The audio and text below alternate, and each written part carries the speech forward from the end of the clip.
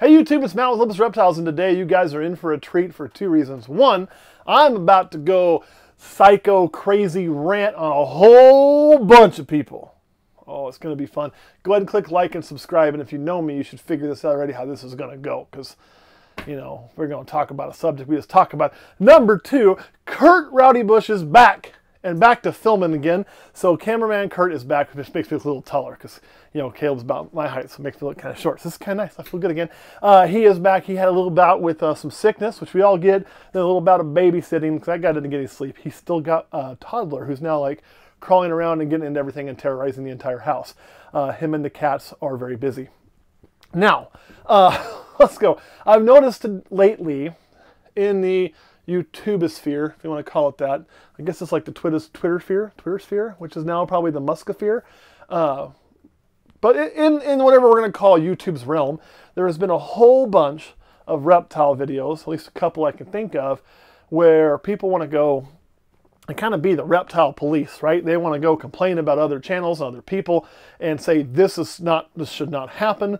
You know, this is what should be done. This shouldn't be done. As far as what we film and what we post and what we do and how we do things or whatever. Not us in general, just in general. Really had a meaning about us on that front, but in general in the YouTubosphere. So I thought, man, if that's popular and that's what's getting views, by God, we should jump on that bandwagon too. So today I have got a list of people right here in my hand, a list of other reptile YouTubers that I have got to call out today. I've just got to call them out. I'll check them off as I do it. And I'm sorry, I'm going to have to be just straight with you and just 100% real in what I'm going to say about these people. And that may ruffle some feathers the wrong way. I don't know how you're going to feel about it. And frankly, I don't care because this is how we do things. And we're going to start, and this is something that's been on my mind a lot lately. We're going to start with AEP and Miguel Garcia, you know, and Miguel's been at this for a while and he's built up a collection, and I know, and he's done all that.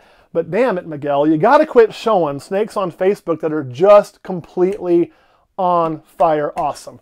I mean, the work you're doing is crazy good, and you're making some awesome babies, man, like awesome. I don't know anybody who's bringing what you're bringing to the table on that front, and that is crazy good. So I'm going to call you out for probably right now, pound for pound, making the prettiest things I've been seeing lately. So damn it, Miguel, slow down, let the rest of us catch up a little bit, will you? Because it's just not right that you're making such nice, crazy animals, and man, just amazing work. Number two, this guy I've called out before, Brian Cusco. Would you just slow down and stop with the crazy video editing? I mean, my God, everything you put out is edited to a T. It's all beautiful lighting. It's got all these cool transitions in it. It's got snakes going backwards and forwards. It's always, and then you came out with Cusco Uncut, which, you know, I'm not sure if that's even really uncut. I think you even edit that, it comes out so damn pretty. And Kurt over here is like, man, I don't know where this guy has time. Kurt needs time to catch up with you, to edit all his videos, everything he's got going on. So you got to slow down the editing, my man. It's just too clean. It's too good. It's too nice for some YouTube stuff. You got to make it like dumbed down for the rest of us to keep up. I mean, come on, Cusco. That's just not even fair. I got to do it, man. Brian Barczyk. I mean, and I know this guy's been called out a lot. I almost feel bad for even having his name come out of my mouth like this in a call-out video. But hot damn, dude, if you wouldn't have started, like literally started all of the reptile social media, none of us would be here. Not a one of us. Not any name I'm saying, not me, not any YouTuber out there. And there may be some like, well, I'd still be doing this, da-da-da-da. Horse shit. Because I guarantee you, we all got our ideas and our foundation from somewhere. And whether we got it from Barczyk or not, the guy that we got it from Barczyk. Barczyk was the first at table with like Snake Bites TV, love it or hate it. He then spun off and he started his own vlog.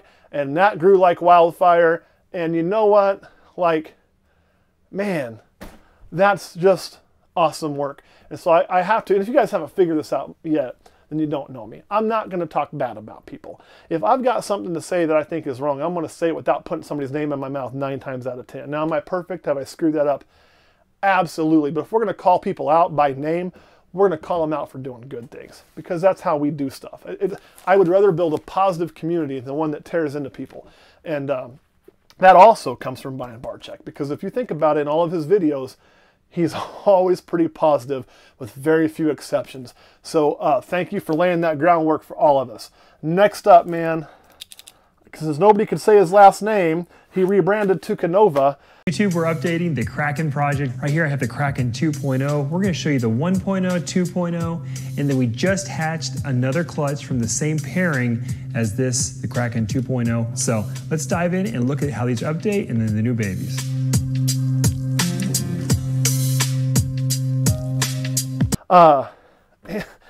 And that guy, I mean, his marketing is by far the best of anybody in this hobby.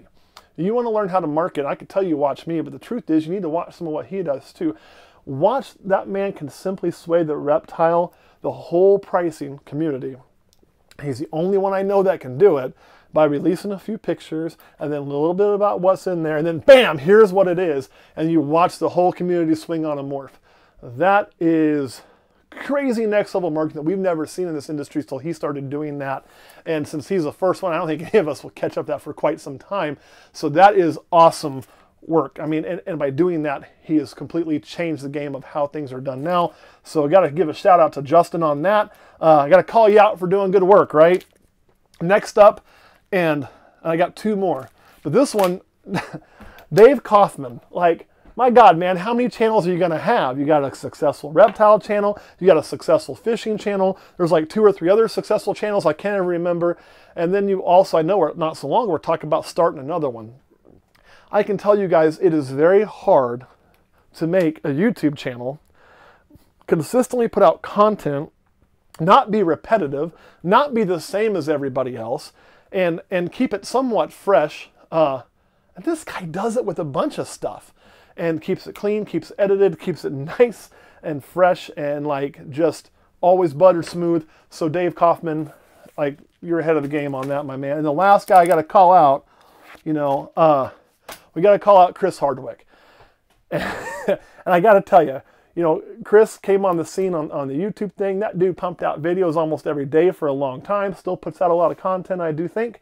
And there's always comments I read in there. Every time I go through one of Chris's videos, I look, I'll find these comments, and it'll be something to the effect of, man, this guy looks high.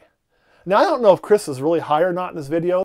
All right, so today I found my very first so-called magic snake eggs, and these actually produced breeding 2 triple hets together. They're actually het for 3 different recessive genes, het for albino, het for pied, and het for clown. I'm going to say he's probably not, but if you are, Chris, why do you get to have more fun making these than the rest of us?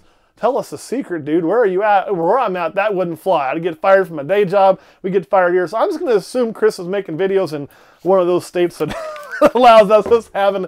And even if he's not, that's a guy that looks like he's always having fun making his videos, which I also admire, because he's always smiling. He's always happy.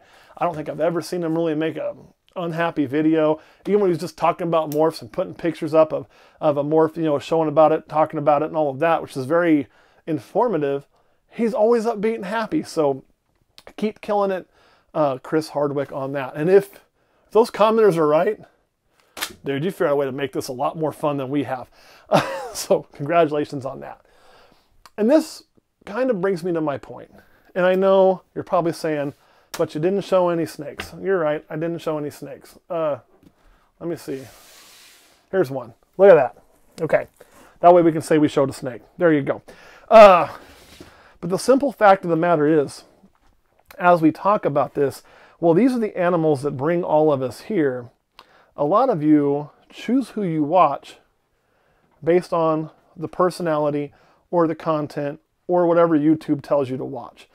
And I do think that as YouTube personalities or keepers or whatever the hell you want to call us, that whether you have 1 million subscribers or 1,000 subscribers or 50,000 and some like us, you have the ability to get your voice out there. You have the ability to have your voice heard. And then with that ability comes a set responsibility that you have to take upon yourself, that when you speak and you say something out there, it's out there. And you can choose to use that ability to prop people up or to tear people down. Now, I can tell you practices I don't like. I can tell you things that I personally don't do. But again, I'm going to try very hard, and even though I have failed in the past, that when I do that, not talk about a specific person and try to make it hard to even know if I am referencing a person, try to keep that out of there, because it doesn't really help our community. And if I'm going to talk about a person, whether it's one of the 5 or 6 I just mentioned, I'm going to talk about them in a positive way. I'm going to talk about what they do that I like and what they do well, and try to prop each other up as opposed to tear each other down. And that's not just for YouTube, folks. That's going to go if I'm talking about anybody in the reptile hobby. Are there a few people I don't have much good to say about? Yeah, there are. There's some assholes in our hobby. And there are some people who are just, but that's just every walk of life. And some of them can be an asshole and still be really good at what they do, though. I mean, that's possible. But I just am going to choose not to make videos or engage in that kind of behavior that some others may choose. Because, again, I think the power of our voice, when we put it on camera, we should use that to be good. There is a quote in comics. Kurt likes comics more than I do. I believe it's out of the Marvel universe that says, with great power comes great responsibility. And while I don't have any great power by doing this, I do still have some little bit of responsibility. Use that wisely if you start doing social media. You know, and to me too, every time somebody goes on there and does one of those videos, whether it may get a lot of views when they're complaining about somebody or something, or people in general, or what's being shown here, or whatever, it may generate a lot of views, but are they the kind of views you want? Does it generate views and subscribers? Does it generate people who are going to stay with your channel? Is it bringing you people who are going to purchase from you? Or is it just getting people off the bus to watch the junior high drama shit show that you're trying to create? And I don't honestly know that answer. But I can tell you, for me, we're not going to do that. Now, I know some people say, well, I bet he's talking about this, or I bet he's talking about that. This isn't about anybody in particular, or any company, or anything like that. It's literally just about a trend I've seen over the past several years pop up occasionally, where it's bash on somebody time, or bash on this practice time, or bash on that time. And I've seen it in YouTube a little bit. I've seen it in Facebook a lot. And I just don't have any place for it. Kurt, anything you want to add about that? No. All right. Good old Sonic. By the way, for those of you who don't have Sonic, for you who are Midwesterners for the most part, I'm really sorry, because their drinks are awesome. They're always half price. So if you want to sponsor a Sonic, we like you. It's also my first job out when I was in high school. Check that out. And I haven't been unemployed since I worked there. Amazing. But I just want to hop up off here and leave that there. And my challenge to you is, when you speak, whether at a show, to a new customer, to a new client, whatever, do it in a positive manner. Even if somebody baits you, and you will. So people come up to you like, oh, I heard so-and-so is doing this. And it's like, man, I don't get into that. Like, I don't get into that. And they even say, well, I got this, and it was like this. I'm like, well, I can tell you, I think, like, a great example is there was a shipping issue somebody had where they'd received a snake, and I don't remember who it was from, and I'm not going to get into that. And it was way too small, and I think there was 2 or 3 that chimed in on different people that sent them these snakes that were way too small. And I just say, no, for us, this is what we do. This is what we believe. I wouldn't ship a snake unless it's here and here. I don't know why those companies, those people did what they did. I have no idea. I wasn't involved. There may have been a conversation between the company and the client, and there may not have been. I don't know. Without all the details, it's hard for me to impugn and say, well, this company's terrible, blah, blah, blah, blah, or this breeder's terrible, blah, blah, blah, blah, blah. Not going to do that.